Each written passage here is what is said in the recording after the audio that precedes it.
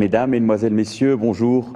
Au nom du SAJP, le service audiovisuel du Jura pastoral, du CEPAGE, le service de la pastorale jeunesse, et du SAOE, le service d'aumônerie œcuménique des écoles, je vous souhaite la bienvenue pour ce téléjournal de bonnes nouvelles. Sur ce plateau, 6 jeunes vont venir prendre place pour vous parler d'une expérience qui les a marqués et qui les accompagne encore aujourd'hui. Et peut-être là, nous pourrons entendre, et même certainement, une bonne nouvelle pour nous. Dans un premier temps, nous partirons au Kenya avec 2 jeunes qui ont vécu une aventure de 2 semaines dans un orphelinat. Puis nous reviendrons dans notre région avec Aurore et Maude pour parcourir à la découverte des Montéverpac. Et nous terminerons à Paris avec Alissa et Raphaël avec l'association des Restos du Cœur. Donc pour commencer, j'accueille sur ce plateau Caroline et Aurore.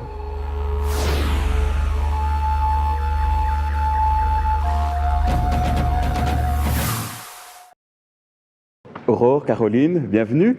Si vous êtes là, c'est parce qu'il y a un peu plus de 2 ans, vous êtes partis au Kenya. Alors Caroline, je vais te donner la parole pour commencer. Si tu devais résumer cette aventure en 2, 3, 4 mots, ce seraient lesquels? Ça a été très difficile de choisir les mots, parce que c'est beaucoup ce qu'on a vécu, on a du mal de mettre des mots dessus, mais moi, ceux que j'ai choisi, il y a le mot rencontre, car on a fait des séances de préparation avant de partir à ce voyage, car on est parti à 40. Donc moi, j'ai rencontré déjà des gens d'ici, mais avec qui on a partagé ce voyage, avec qui on a vécu ces 15 jours. Rencontre aussi à l'orphelinat, où c'est que nous avons logé pendant 2 semaines, avec les enfants, avec le staff de l'orphelinat. Un autre mot que j'ai choisi, c'est découverte, parce que c'est vraiment... On est parti à la découverte d'un nouveau pays, d'enfants, dans une situation précaire, qui n'ont pas les mêmes moyens que chez nous. On a découvert aussi le temps, je parle des horaires, parce qu'on a eu des expériences qu'on fait que les horaires, on devait partir à certaines heures, mais en Afrique, il y a un dicton qui dit pour les Suisses, nous on a les montres et puis eux ils ont le temps. Et c'était ça, parce qu'on avait beau arriver à midi pour dîner, on s'est retrouvé à dîner à 4 heures l'après-midi. Donc on a appris à vivre au temps du pays, au temps kenyan. Et puis le troisième mot pour moi c'était émotion, parce qu'on est vraiment passé par, je suis passée par toutes sortes d'émotions, aussi bien de la joie, mais de la tristesse. Tout dépend les endroits où nous allions. On a eu, à notre première visite, au premier jour à l'orphelinat, nous sommes allés visiter une école où 900 enfants nous sont arrivés comme ça d'un coup. Donc ça a été vraiment impressionnant. Et imaginons, Aurore, pour nous parler de cette aventure, que tu croises quelqu'un qui hésite à partir, et puis qui vient vers toi, puis qui te demande « mais je ne sais pas quoi faire, j'hésite, je pars ou je pars pas ?» Tu lui réponds quoi? Il faut partir. Il ne faut pas hésiter à y aller. C'est plein de rencontres déjà avec des autres jeunes. C'est plein de choses qu'on vit ensemble. C'est beaucoup d'émotions. C'est aussi eu des rencontres dans un autre pays. C'est des connaissances qu'on fait. On garde contact avec les moyens qu'on a maintenant. Et puis c'est une expérience de vie qu'on n'oubliera jamais. On a demandé à nos 6 invités d'apporter un objet qui dit quelque chose de leur aventure. Alors je sais que vous avez amené des objets, je les vois d'ailleurs. Qui veut commencer à nous parler de son objet? Alors donc moi j'ai pris un objet, c'est une girafe, un objet que j'ai ramené du Kenya. Ça a été très difficile de choisir un objet parce que c'est pas forcément cet objet qui me fait penser au Kenya, mais là moi si je l'ai pris, c'est le premier animal qu'on a vu dans la nature, c'est le premier animal qu'on a vu en allant à l'orphelinat. Donc c'est vrai que pour moi, c'est quand même quelque chose qui m'a marqué. On n'était pas dans un safari, on était vraiment sur la route et on a vu ces girafes, on a vu des singes également. Et puis une petite anecdote avec cette girafe, c'est qu'on est allé sur le lac Victoria et puis on était sur des petites chaloupes, on allait voir des hippopotames. Puis on avait fait à peine quelques mètres en chaloupe qu'il y a quelqu'un qui dit dans la chaloupe « Ah, des girafes, regardez tous !» Puis en fait, on s'est pris, on a tous pris nos appareils photo, on a tous flashé, et puis en fait, on s'est rendu compte en avançant que en fait, les girafes étaient des statues. Donc voilà, on a bien ri, c'était assez surprenant. Donc voilà pourquoi j'ai pris une girafe. Très bien. Aurore, tu as aussi un objet. Alors moi, c'est quelque chose que j'ai tous les jours sur moi. Je sais pas si on le voit. C'est un petit bracelet qui vient d'un marché en Afrique. C'est aussi un peu anecdotique parce que quand je le vois le matin, je souris. C'est voir des gens qui vous courent dessus dans le marché en vous disant « Viens chez moi, c'est pas cher, viens, je te fais des bons prix, j'ai plein de bracelets, tu peux ramener plein de cadeaux. » Enfin voilà, c'est que des bons moments. Des bons moments, une grande expérience. Est-ce qu'il y a des moments qui vous ont marqué plus que d'autres, qui vous ont touché, surpris, étonné, gêné peut-être? Alors, il y en a eu beaucoup. C'est vrai qu'alors, il y en a eu, je pense, tous les jours. Moi, c'est vrai que j'ai pris un des moments. Donc, on était à l'orphelinat pour travailler, pour offrir à ces jeunes. On a fait de la peinture, mais on a également fait une route pour leur permettre d'acheminer jusqu'à l'orphelinat plus facilement leurs moyens. Et puis, c'est vrai que pendant qu'on travaillait, c'était le deuxième jour qu'on était là, donc le premier jour de travail, il y a trois petites filles qui sont arrivées. Et puis c'est vrai qu'on a été surpris, on a demandé à Henri, qui est le fondateur d'Orphelinat qui était avec nous, qui étaient ces petites filles, parce qu'on ne les avait pas vues lors de l'arrivée. Et puis c'est là qu'il nous a expliqué que ces trois petites filles qui arrivaient à l'orphelinat, la grand-maman ne pouvait plus s'en occuper, puis ils arrivaient là, puis c'est vrai que c'est quelque chose, j'ai l'impression que c'était un peu une procession. Enfin moi je me suis arrêtée, puis je les ai regardées arriver dans leurs vêtements. Elles avaient des petites robes, entre guillemets, de princesse, mais voilà, elles débarquaient là, la plus grande avait 6 ans, et il y en avait 3, donc c'est vrai que c'est un événement, moi, qui me reste dans la tête, c'est une image assez forte qui me reste. Alors pour ma part, c'est un événement un peu plus triste, on va dire ça comme ça. Donc on a eu la chance d'aller visiter un dispensaire où on était au Kenya. Donc début de visite chouette, on allait visiter la maternité, on a vu des tout petits bébés qui venaient de naître depuis 1 jour. C'était assez magnifique. Et puis, pour finir, avec mon groupe, on s'est retrouvés dans une autre partie du dispensaire avec une jeune fille de 17 ans, sidéenne, qui était en fin de vie. Et avec une qui était avec nous, on a eu la chance, entre guillemets, d'entrer dans la chambre où on a vécu un moment très très fort parce qu'on a pu aborder la mort comme eux l'abordaient au Kenya et pas comme nous on l'abordait en Europe. Voilà. Parler de rencontres très marquantes, très, très fortes, entre Kenya et l'Europe, des changements. Est-ce que cette aventure a changé quelque chose dans votre vie, 2 ans après? Pour ma part, je pense que oui. Tous les jours, j'y pense. Rien que quand on entre dans un supermarché, c'est peut-être un peu con, mais d'avoir tous ces produits, d'avoir tout ça. On a pu visiter un supermarché au Kenya où il n'y a pas du tout la même chose. Où c'est que les gens aussi sont un petit peu plus froids en Europe que là-bas.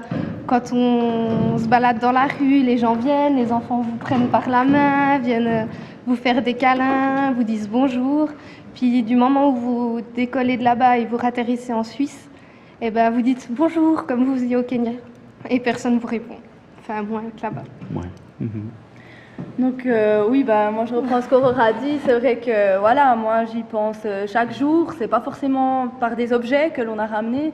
Mais bon, moi je travaille aussi avec des enfants, donc le fait de voir des enfants aussi chaque jour me fait penser chaque jour qu'on est chanceux ici, qu'ils ont le confort, qu'ils ont ils ont ce dont ils ont besoin. Puis c'est vrai que ça me fait penser en plus tous les jours quand je vois ces enfants.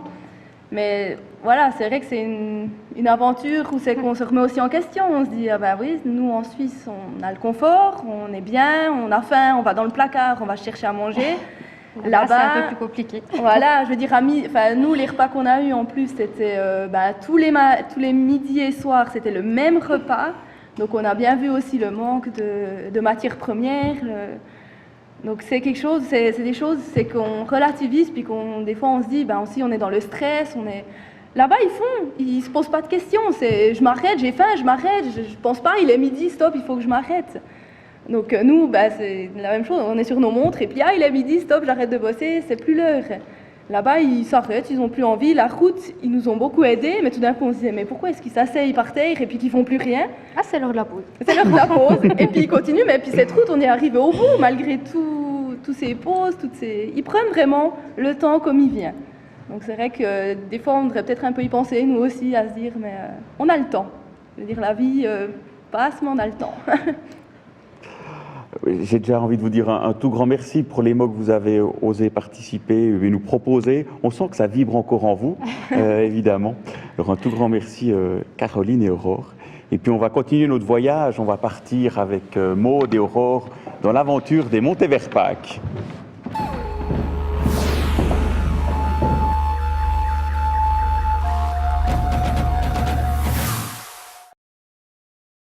Aurore, Maude, bonjour, bienvenue. Si vous êtes là, c'est pour nous parler de quelque chose qu'on vit ici au Jura pastoral. Hein. C'est 150 jeunes, c'est 3 montées vers Pâques, ou des fois même plus, hein, chaque année, parler des montées vers Pâques. Aurore, est-ce que tu peux nous présenter une montée vers Pâques? C'est 4 jours qu'on passe ensemble. On est une cinquantaine de jeunes. Le premier jour, on fait connaissance, on fait la veillée. Le deuxième jour, on prépare la célébration de l'après-midi. Et puis, on a fait une marche de réflexion. Le troisième jour, on a fait un jeu de rôle. Et puis, on est allé manger dans les familles. On a préparé l'animation de la célébration du soir. Le soir, on a eu une très longue soirée de jeux, très conviviale. Le lendemain matin, réveil difficile dû à la soirée très longue. Et puis, la messe de Pâques. Et pour finir, malheureusement, les au revoir. Malheureusement, les au revoir. Il y a une fin à une montée vers Pâques, effectivement. Maud, en 2, 3, 4 mots, si tu devais nous dire ce que c'est qu'une montée vers Pâques pour toi. C'est un moment de partage, parce qu'il y a un bon moment qu'on partage entre les participants et l'Assemblée. Le deuxième mot, ça serait génial, parce qu'il y a une bonne ambiance, et puis il y a beaucoup d'activités, ce qui fait qu'on ne voit pas le temps passer. Puis le troisième mot, c'est jeûne, parce que c'est une occasion de se retrouver en jeûne, et puis ça nous permet de voir, ça nous permet d'avoir une vision différente à celle des personnes plus âgées, en fait. Voilà. Merci beaucoup. On commence à percevoir ce que c'est qu'une montée vers Pâques. Mais vous aussi, comme nos autres invités, vous avez amené un objet pour nous dire ce qui vous a touché, ce qui vous a marqué, pour nous dire ce que c'est pour vous une montée vers Pâques. Donc, je ne sais pas qui veut commencer avec son objet. C'est bon. J'ai pris un coupe-pomme parce que, oui, pour couper les pommes, parce que c'est le partage. On coupe une pomme pour la partager. C'est comme un rassemblement, on est tous différents, mais on peut tous vivre ensemble.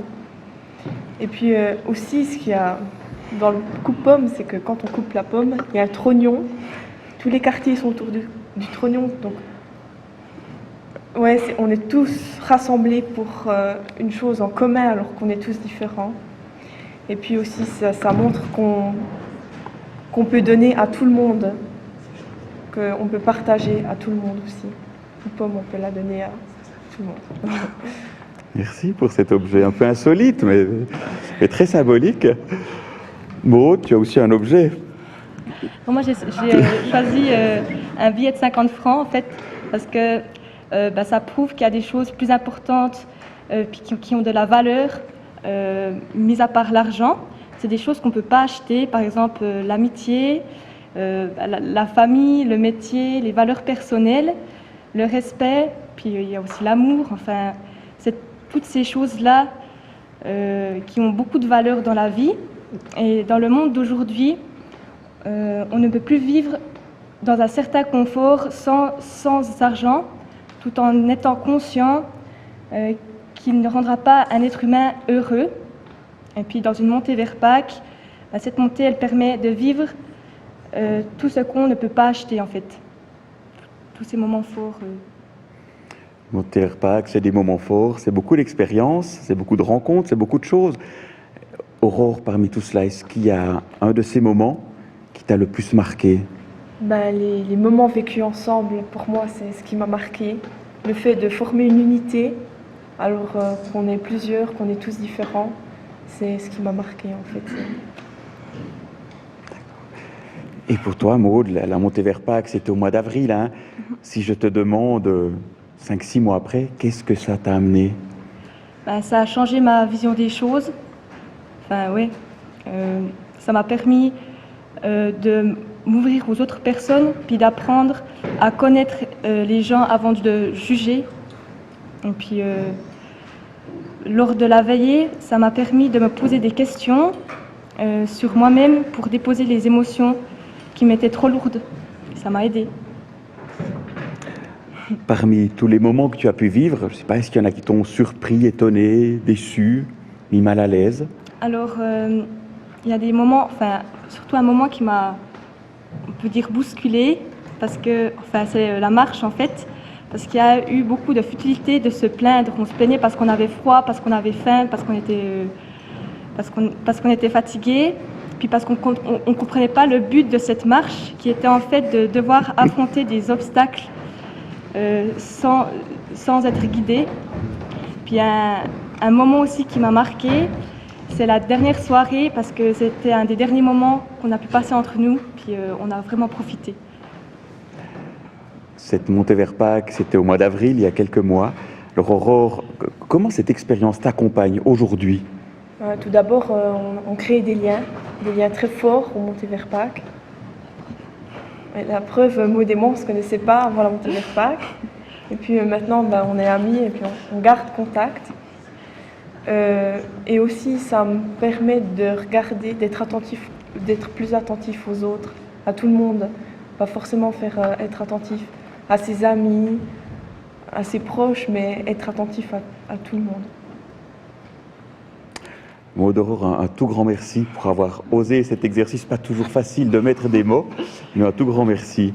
Et puis pour continuer, nous allons partir au Kenya, au Resto du Cœur à Paris, avec Alissa et Raphaël.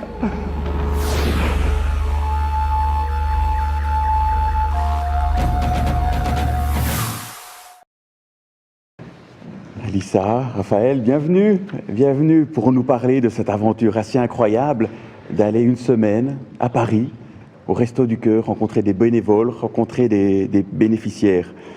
Raph, si tu devais comme ça, en 2 minutes, nous présenter cette aventure. Alors pour moi, c'était vraiment une aventure formidable.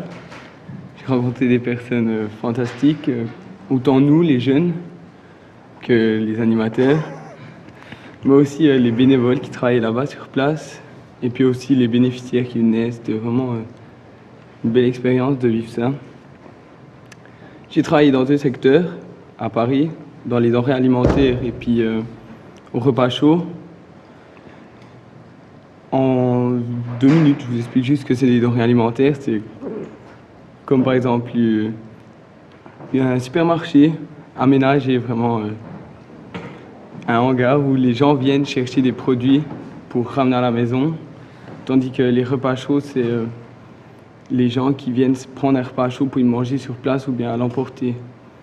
Je préférais les denrées alimentaires parce que c'est plus chaleureux que les repas chauds. C'est ce qu'on voit plus la misère en fait dans les repas chauds et puis c'est plus fort. Merci Raphaël. Alissa, tu as vécu aussi cette aventure. Si tu devais la résumer, on va dire, en quelques mots, en 3 mots, tu nous dirais quoi?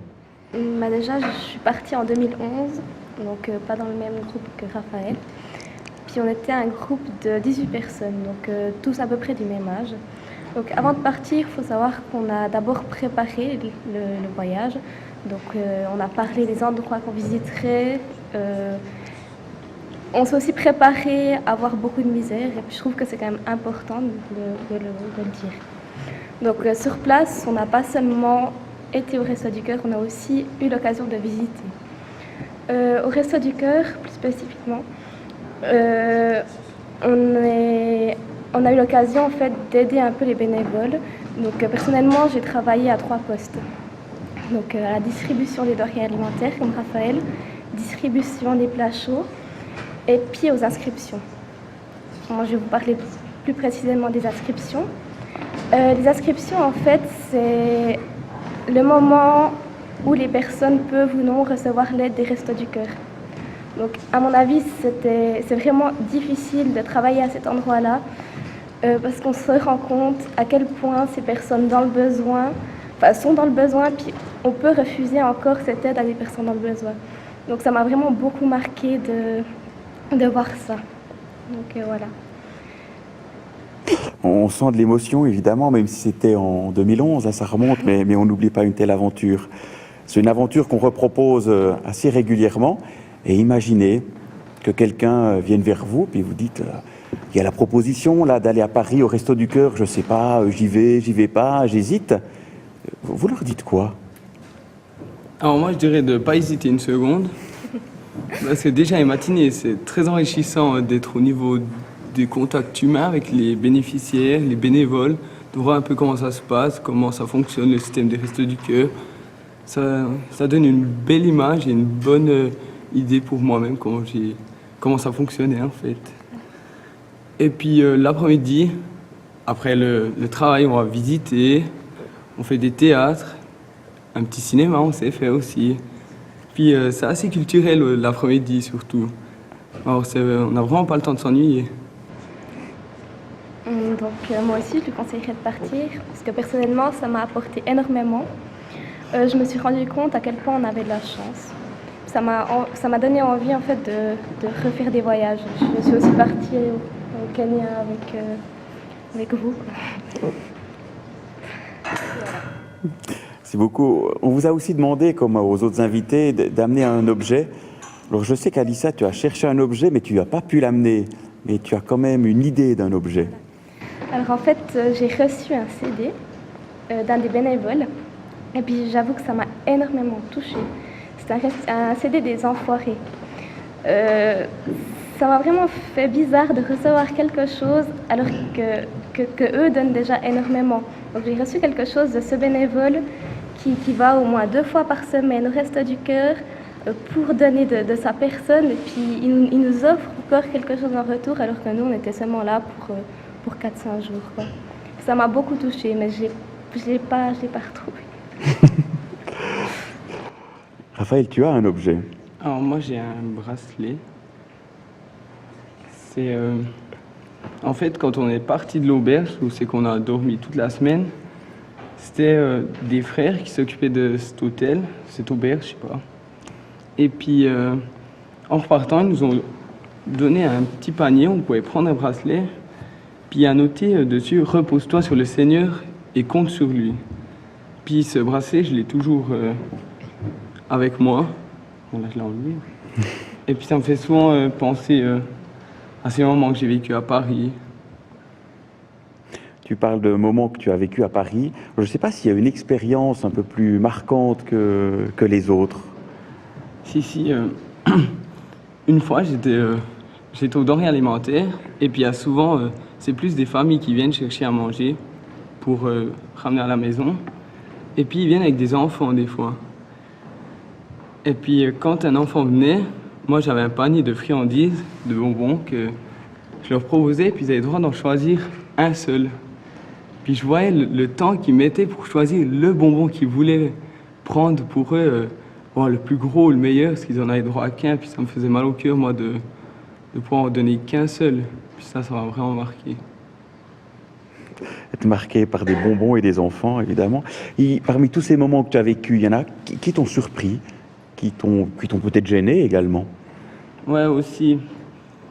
Il y a quand les bénéficiaires venaient, comme c'était le début de l'année, ils disaient « Bonjour, ça va, bonne année ». Et puis moi je disais « Merci, à vous aussi ». Je me sentais mal à l'aise de dire « à vous aussi », étant donné la situation qu'ils vivaient, alors je me sentais un peu gêné de dire « à vous aussi ». Je sais pas pourquoi, j'avais du mal à le dire. D'accord. Difficulté de souhaiter une bonne année, effectivement. C'est pas toujours tout simple dans cette situation. Alissa, tu as vécu cette aventure en 2011. Tu as l'impression que ton regard sur les Restos du Cœur a changé?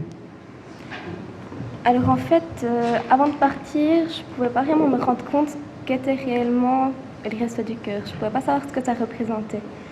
Je connaissais seulement les Restos du Cœur par la télévision. Donc oui, ça a énormément changé pour moi. Parce que après, en fait, ça a été une sorte d'électrochoc. J'ai vu que certaines personnes survivaient en fait grâce à cette aide. Du coup, on se rend compte de la chance qu'on a, puis de la misère qui peut nous entourer sans qu'on la voit forcément. On est quand même obligé de partir à Paris pour voir qu'il y a de la misère comme ça, c'est quand même fou. Alors on en a tout autour de nous, mais on n'y fait pas attention. Tu pourrais dire que ça a changé quelque chose dans ta vie? Oui, ça a changé quelque chose dans ma vie, bien sûr. Déjà, suite à cette expérience, je suis partie au Kenya. Donc, de nouveau, ça a été un voyage très enrichissant. J'ai rencontré des gens formidables. Et Donc, ce voyage à Paris m'a permis de me rendre compte aussi de la chance qu'on avait, que cette misère qui nous entoure, en fait, elle nous entoure, mais elle n'est pas présente forcément dans notre vie, parce qu'elle reste quand même extérieure à nous. Et puis, on a quand même énormément de chance. On a vraiment beaucoup de chance de pas subir ce genre de choses chaque jour. Chaque jour, aujourd'hui, cette expérience t'accompagne? Oui, donc en fait j'ai aussi fait mon travail de maturité là-dessus, sur l'organisation d'un voyage humanitaire. Donc c'est quand même une cause qui me tient à cœur. Et puis j'ai vraiment envie d'approfondir ce sujet et puis d'essayer d'aider un maximum de personnes. Et puis je pense que ça, c'est grâce à ce voyage à Paris. C'est cette expérience qui m'a fait me rendre compte de la chance qu'on a, et puis voilà. Toi, Raphaël, est-ce que cette expérience a changé quelque chose dans ta vie? Alors oui, quand je suis rentré en Suisse, j'avais ressenti le besoin de m'investir dans un contact plutôt bénévole et puis faire quelque chose. Et puis, je connaissais le MADEP, j'en avais fait quand j'étais petit. Alors, de fil en aiguille, je me suis retrouvé dans le MADEP, animateur avec des jeunes en fait. Et puis, c'est grâce à Paris que je m'occupe des jeunes, on fait des enfants. Des restos du cœur jusqu'au MADEP. Voilà. Surprenant. Moi, j'ai envie de vous dire un tout grand merci également, et c'est Raphaël, pour avoir osé parler de cette aventure qui vous marque encore aujourd'hui, et on le sent. Et pour terminer ce téléjournal, on arrive déjà au bout. Moi, j'aimerais remercier tous les gens qui ont pris la parole. Raphaël, Alissa, Aurore, Maude, Caroline, Aurore. Un tout grand merci à vous. Et aussi un tout grand merci au SAJP qui nous a permis de vivre cette expérience certainement bouleversante, un peu innovante, un peu perturbante. Mais je crois que c'est agréable d'essayer cet exercice très très compliqué, de mettre des mots quand ils sont à ce point présents en nous, puis qu'ils nous accompagnent et qu'ils nous font encore vibrer. Voilà, un grand merci au SAJP. Et puis aussi parce que c'est leurs 15 ans, c'est leur anniversaire. Alors, on va leur souhaiter un bon anniversaire pour les 15 ans. Des 15 ans qui lancent aussi cette belle et grande fête de ce rassemblement Fête Église. Alors moi, il ne me reste plus qu'à prendre congé de vous. Et au nom du SAJP, du CEPAGE, du SAOE, de vous souhaiter une toute belle fin de journée. Merci à vous.